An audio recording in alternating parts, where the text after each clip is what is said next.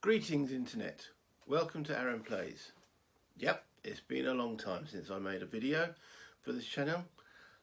Work, real life situations, they all get in the way of making content. I'm coming home from work tired, not feel like playing games and not feel like reading rules and doing any research, so it does all add up. However, I'm back. And what do I intend to do? Well, I'm going to look at a few old classic games, and I'm going to start with Anzio, and I'm going to ask or postulate the question, is it or is it not a classic?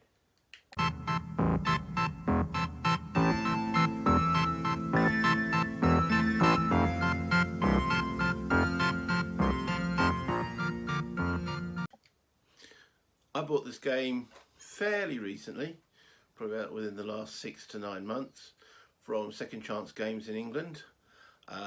If you're watching this video later, we're talking now, we're in September 2023. Never played the game, didn't know much about it other than its reputation as being a flawed classic, that there were problems with it and its setup and such forth. So it wasn't too expensive. I didn't have a game on the Italian campaign, so I thought, you know what, let's give it a go. Purchased it, and then again it hit at about the same time when I went through a sort of gaming hiatus. Now, I didn't totally stop gaming, I just didn't feel that I had the time to put the effort into the channel as well as gaming. So something had to take a hit, and unfortunately it was the channel. But as I said, we're back and we're going to be looking at Anzio. So let's have a look at the basics of the game. The box art. I've got the revised 4th edition.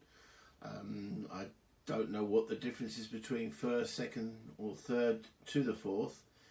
I know there are now 2 more further editions, a 6th and a 7th. Whatever happened to 5th, unsure.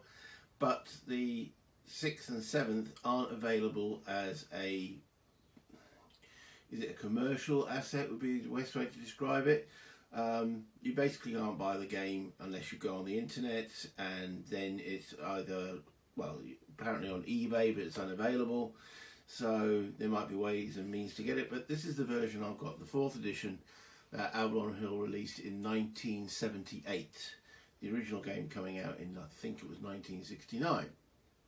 So there's the box cover, and then I've also set up the basic game charts here and the remaining counters on the advanced game charts. So there has been a couple of videos on YouTube decrying the setup process, saying it's, you know, one person was even saying that he found it impossible even after 5 hours, which I do not understand. The process took me pretty much an hour per faction, so the Allies took me an hour, the Germans took me an hour. The counters are clearly marked with their divisional numbers. Okay, the charts are black and white, but the divisions are marked and they're in numerical order, so it's not too difficult to, in my mind, to set it up. True, modern games will have them in colour, but this was, again, 1978. So, I mean, they could have maybe marked on the Luftwaffe counters are light blue, and the SS are black. Well, that's sort of a standard 4A anyway. But, you know, these divisions, they are clearly marked on them. If I just bring up one counter here, can I get it into focus? There it is. Okay. Right, yeah, you've got the number there, the 237, on the side, which is the divisional number, and all these divisions on here, if I just bring the camera around, are in numerical order. So all you needed to do was find the number on it and put it in the right place. Not too tricky. The downside to the counters I found, okay, is the colours they chose. Alright, Luftwaffe light blue, fair enough. SS black, yes, got it. Those orange counters there, they're the Republican fascists of Italy. Now again, these come in the advanced game. So, okay, aren't used in the basic. But if I move around the camera, and this is the advanced game set up for the Allies, these orange counters here are the fascist Allies. They're exactly the same colour. So I haven't got to the advanced game, I'm only looking at the basic game to start with, but how would you differentiate? Also, the other colour choices. These units here, New Zealanders, they're exactly the same colour as the Luftwaffe. Exactly the same. So, couldn't they have chosen, if you notice that the actual colours on available are green? And then, this baffles me. Okay, this is the British, this is the Americans. There is a very slight change in the palette that they've chosen there. Yet they've got Poles in pink, French in dark blue, yeah, fine. Indians in red. Why would you not choose, do the British in a khaki and the Americans in olive green? Apparently that's what the new version has got.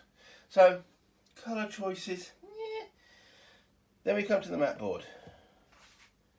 Okay, for its time apparently this was state of the art. It looks a little bit, no, I'll rephrase that, it looks very dated, but it's playable. It's not going to stop me. Now, the X's that I've put on the board there, those are the victory locations for the basic game, because that's what I intend to do.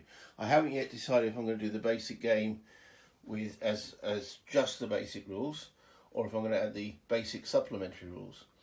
And these are the setup charts for the basic game.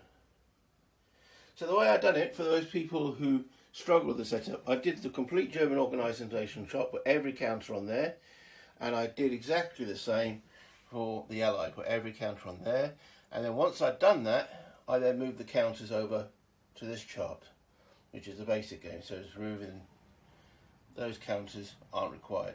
Keeping them set up just to so when I actually put those counters back onto there, ready for the advanced game. If I get that far, I might do the basic game and go, meh. It is a dated classic, or is it a classic? Well, we have still to determine. The other things, as I say, we're looking back at the map. We've got the beat. Yeah, it's. I mean, this game is 78, so we're talking, it's nearly 40 odd years, 45 years old. So it's in better condition than I am. So there we go. There's a rule booklet. Again, there's quite a few questions in that booklet. Do they work? Do they not work? I will then determine. They were not a difficult read, but they did leave me a little confused. And there's the step reduction table, which is how losses. This is a nutritional game. So that's my basic reintroduction to the channel. Let me come back up. So that's it. I'm going to be doing Anzio. I haven't decided yet if I'm going to actually play it on the physical board here, because my table is used for other things too, or if I'm going to actually use the Avalon module, which I've downloaded, had a look at, and looks quite nice as well. So I haven't decided which one to do. Maybe in your comments mention which would you prefer, to see it on the physical map board or on the Avalon module. That's it. So until next time, I'm glad to be back. I hope you're glad to see me. Sorry for the 7-month hiatus, but life is life. Bye, Internet. Until next time.